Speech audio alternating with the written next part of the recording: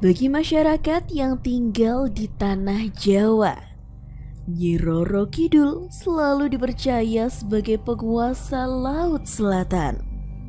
Wanita yang konon sangat sakti ini juga memiliki hubungan dengan para raja-raja Jawa era Mataram hingga sekarang. Melalui persekutuan ini, Jawa dilindungi oleh kekuatan gaib yang tidak tampak namun sangat kuat dan bisa dirasakan oleh mereka yang memiliki linui atau kelebihan. Masih tentang Nyi Roro Kidul, beberapa orang memperdebatkan dari mana asalnya wanita yang sakti luar biasa itu. Beberapa pandangan menyebutkan bahwa ia adalah seorang putri raja, seorang bidadari, jin, dan lain sebagainya. Lantas, mana yang paling benar? Jawabannya adalah tidak ada. Setiap pandangan atau perspektif memiliki kebenarannya sendiri. Dan berikut beberapa pandangan tentang asal-usul Nyi Roro Kidul. Pandangan sejarah dan konspirasi era penjajahan Belanda. Kisah dari Nyi Roro Kidul bermula dari lahirnya seorang putri bernama Ratu Ayu dari Kerajaan Galuh. Sejak dia lahir, keanehan sudah terjadi pada tubuhnya. Dia bisa bicara dan mengatakan jika dirinya merupakan penguasa pantai selatan. Setelah dewasa, dia menunggu seorang pria yang kelak akan menjadi suaminya. Pria itu adalah Raja Jawa yang kelak datang ke pantai selatan untuk meminta bantuan. Dan benar saja, akhirnya Panembahan Senopati yang merupakan Raja Mataram datang ke pantai selatan. Dia melakukan semedi selama beberapa malam sebelum akhirnya Nyi Roro Kidul datang dan jatuh cinta pada sosok raja itu. Akhirnya, kedua insan itu bercinta selama 3 hari 3 malam di bawah laut sebelum Panembahan Senopati kembali dan berperang.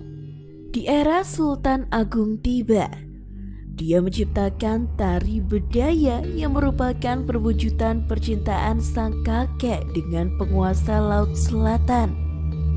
Pendapat lain tentang Nyi Roro Kidul dikemukakan oleh seniman kawakan Pramudia Anantatur.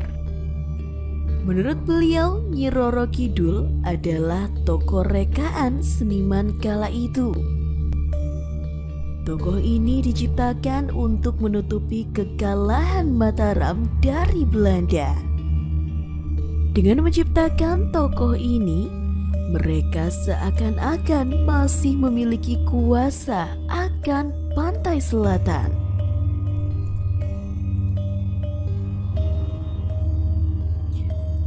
Pandangan mitos dan dongeng yang dipercaya oleh masyarakat. Mitos pertama tentang asal-usul Nyi Roro Kidul bercerita tentang anak dari Ratu Bilqis yang dahulu tunduk dengan ketampanan Nabi Sulaiman. Dia menikah dengan seorang jin dan dikaruniai seorang anak tidak kasat mata.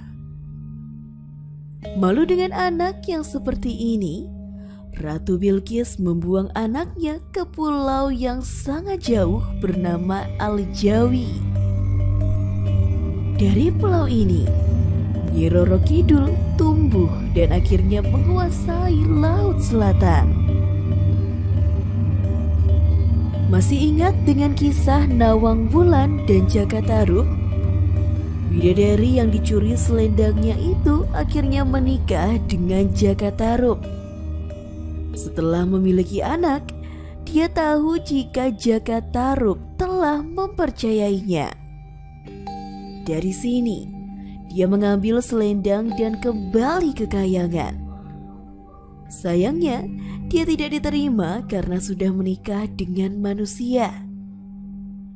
Bahkan, dia dikutuk menjadi sebangsa jin dan disuruh menjaga kawasan selatan Jawa agar tidak tenggelam oleh samudra yang terus meluap.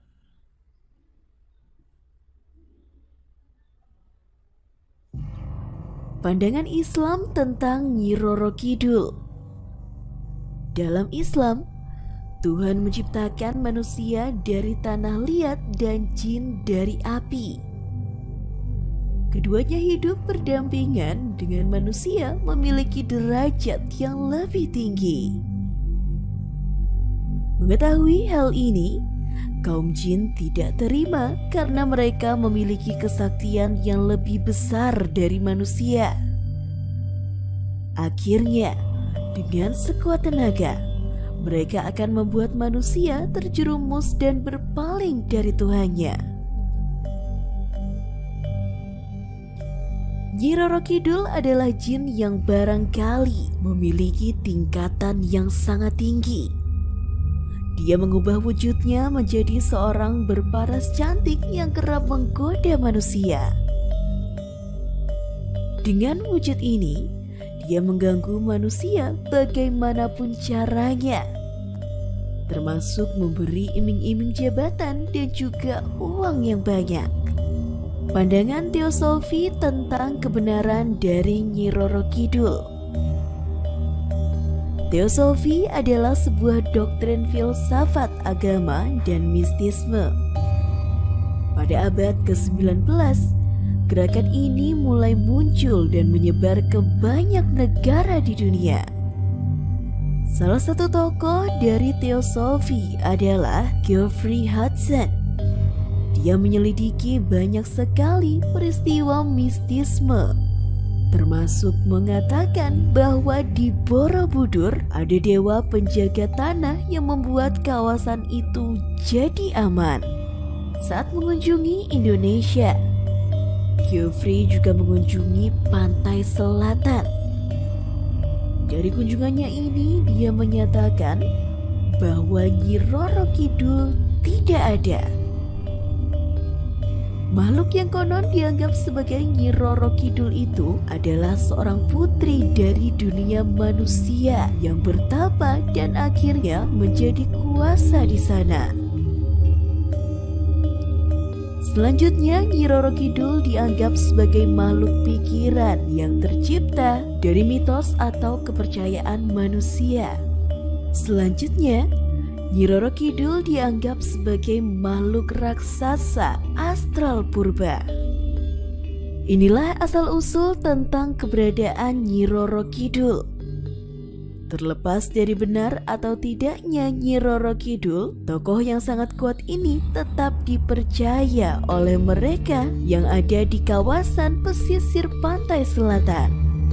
Banyak orang masih percaya tentang larangan memakai baju hijau di area pantai selatan. Dan banyak juga yang masih percaya jika orang tenggelam di laut pantai selatan adalah diambil Nyi Roro Kidul.